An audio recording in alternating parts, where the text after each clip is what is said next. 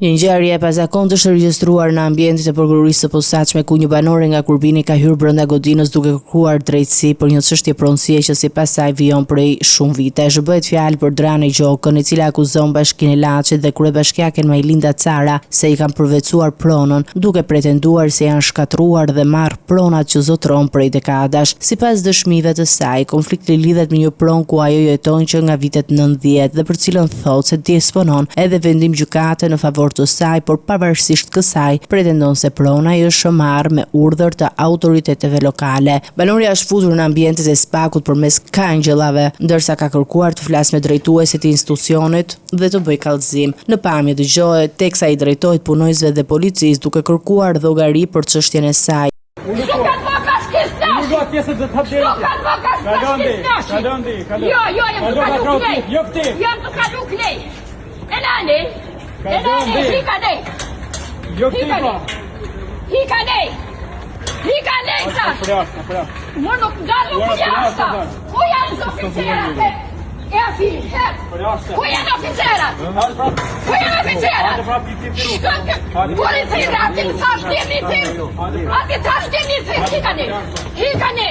Oficerët e sigurisë kanë udhëzuar se kallëzimi duhet të bëhet në mënyrë zyrtare dhe me shkrim sipas procedurave ligjore, ndërsa ngjarja ka tërhequr vëmendjen për mënyrën e pazakontë të paraqitjes së saj në institucion.